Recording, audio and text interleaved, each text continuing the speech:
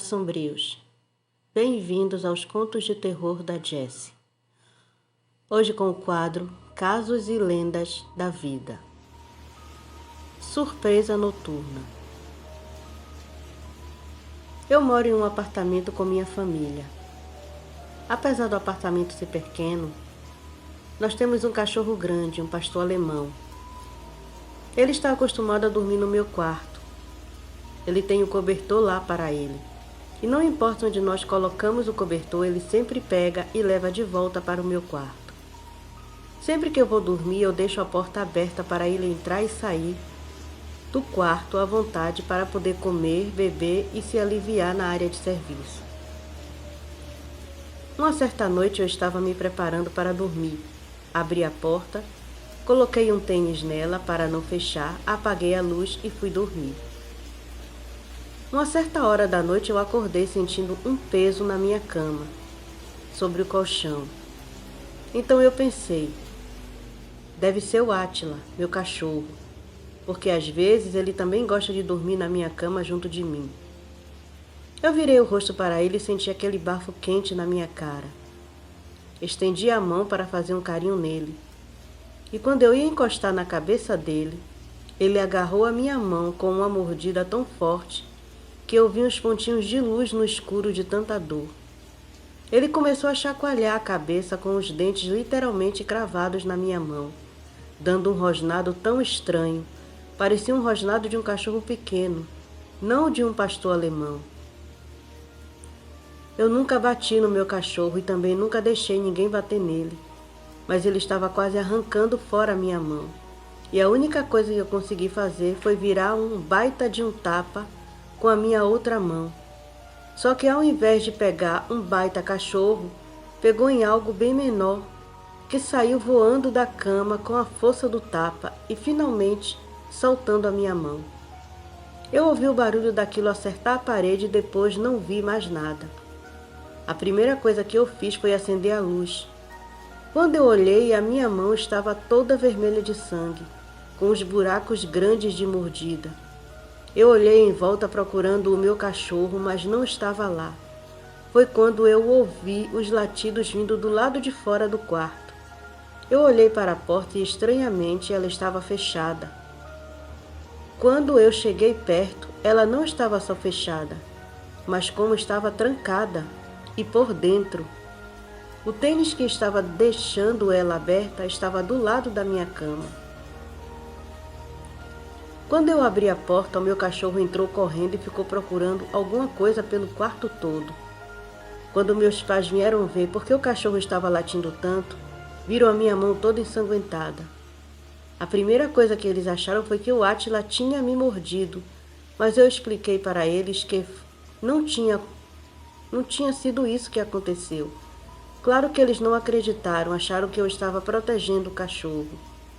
Mas depois que eles limparam a minha mão e olharam as marcas que ficaram, eles viram que era bem diferente da marca da mordida de um cachorro.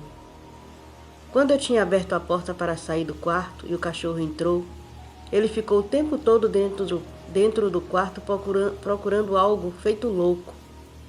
Mas ele não achou nada e eu não vi nada saindo do quarto.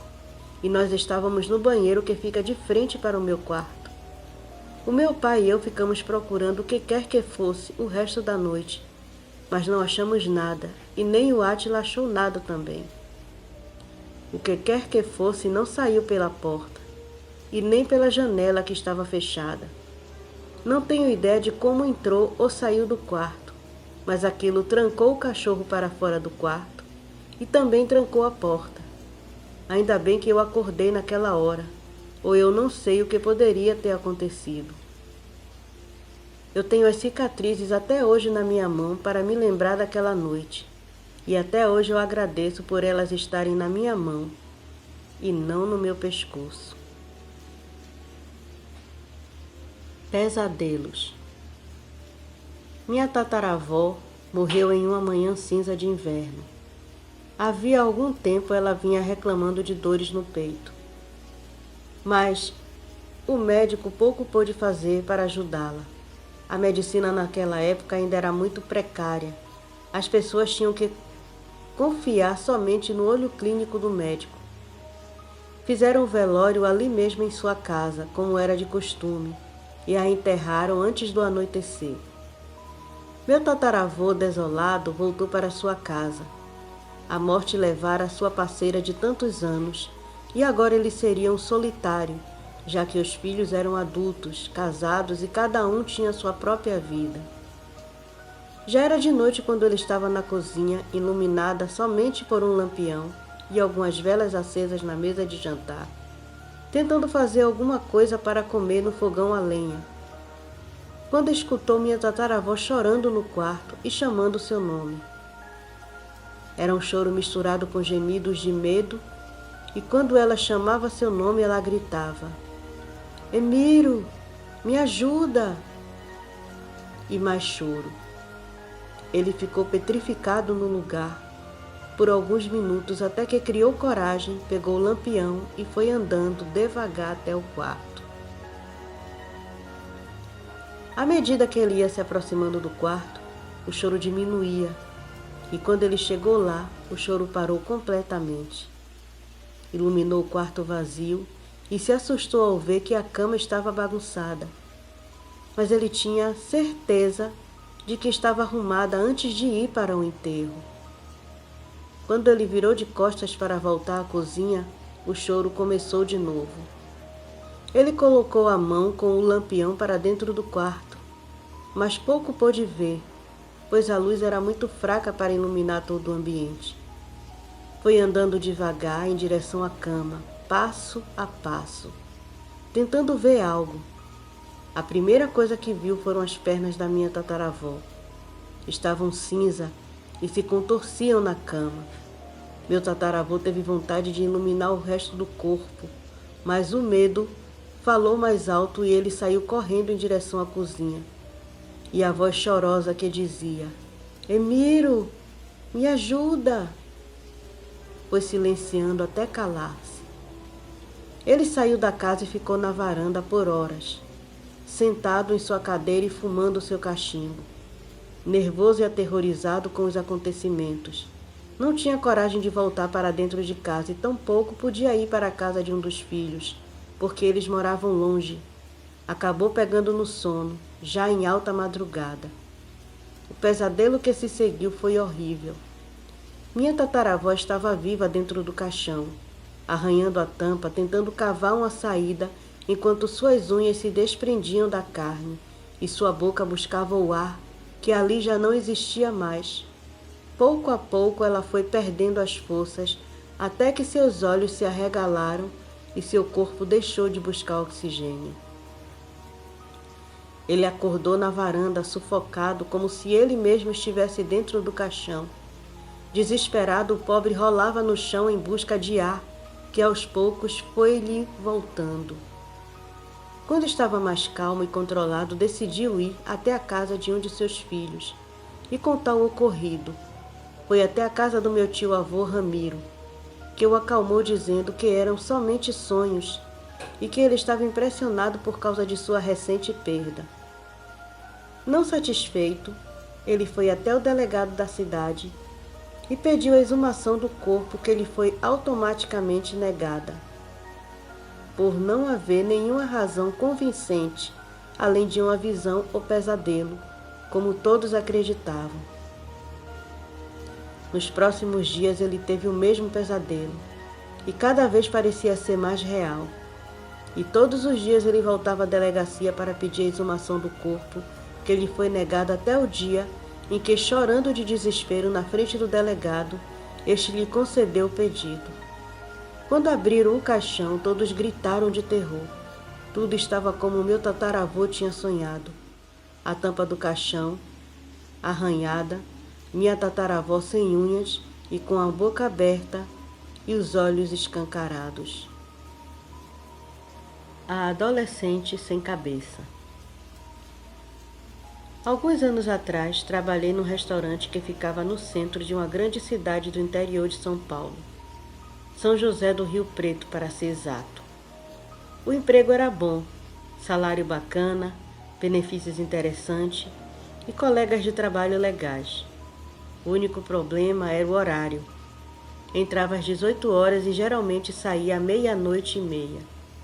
Muitas vezes dava tempo de pegar o último ônibus, interbairro, mas aos finais de semana, entre sábado e domingo, era raro conseguir, pois acabávamos passando do horário devido a alguns raros clientes sem noção. Acho que muitos entendem do que estou falando, mas enfim. Nessas ocasiões tínhamos que esperar o Corujão, um ônibus que passava depois das 2 da manhã e percorria grande parte da zona norte da cidade, região onde eu morava. Geralmente eu esperava, mas nesse dia um colega de trabalho novo sugeriu que fôssemos a pé juntos. Dava cerca de quase 8 quilômetros de um lugar a outro. Apesar disso, chegaríamos quase 1 hora antes do Corujão. Concordei com ele e decidi fazer essa loucura. Morávamos perto e não seria problema fazer companhia um ao outro. A noite estava escura e sem estrelas visíveis. A pouca luz que refletia era da lua cheia ofuscada por nuvens carregadas de chuva. O vento soprava forte e tanto eu como ele começamos a nos questionar se tinha sido uma boa ideia termos ido a pé. Andávamos lado a lado conversando, tentando nos distrair do clima de tempestade e do silêncio sinistro que fazia naquela madrugada. Já havíamos andado boa parte do caminho, faltava menos de 3 quilômetros. Íamos distraídos quando passamos em frente a uma mata que cortava a cidade, rumo a uma ponte sobre um pequeno córrego que um dia deu nome à cidade. Tentamos nos apressar e passar por lá, mas de repente meu colega para e fica estático, olhando para o nada. Ele então curva a cabeça para baixo e levanta o braço, esticando o dedo apontando na direção da mata. Parei junto a ele, mas me arrependi. Ele apontava para o escuro com a cabeça baixa, sempre baixa, enquanto o vento soprava nossos corpos gelando-nos. Ei, cara, sai dessa! Tá parado por quê? Indaguei-o. Mas a resposta que ouvi foi uma das coisas mais sinistras da minha vida. Ele não está aqui. Ele não está aqui. Me ajude. A voz do meu colega havia mudado.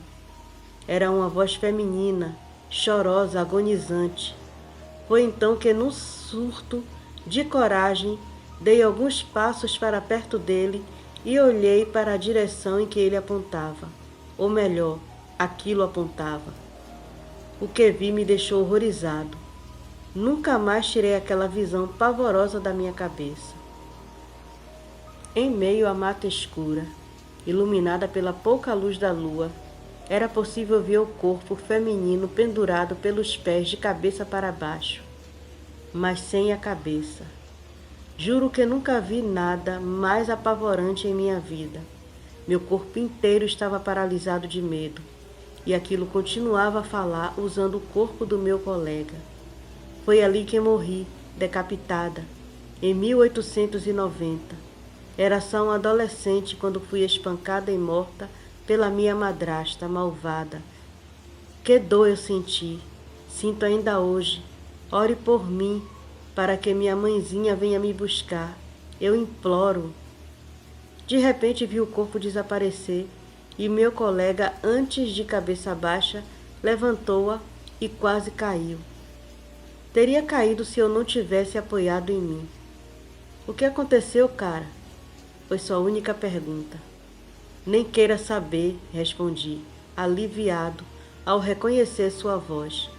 Ainda gelado de medo e com o coração batendo acelerado, peguei meu colega pelo braço e recuperamos meus movimentos e saí dali correndo, arrastando-o comigo. No dia seguinte, contei o caso a uma amiga minha, que tem mediunidade aflorada. Juntos fui com ela e mais alguns colegas espíritas até o local e fizemos uma prece em prol do espírito daquela mocinha. Acredito que ela descansou depois disso, pois outras vezes que passamos por lá, nunca mais a vi. Quanto ao meu amigo, que um dia foi evangélico, fervoroso, descobriu-se médium de incorporação, passando a estudar e desenvolver sua mediunidade. Hoje atua como um grande médium em alguns centros espíritas da cidade. Obrigado por escutarem até aqui. Apoie o canal curtindo, compartilhando, se inscrevendo. Convide seus amigos para conhecer o conteúdo. E você que vem até aqui, mas ainda não é um inscrito, considere a possibilidade de fazer parte da família de Sombrios. E até a próxima.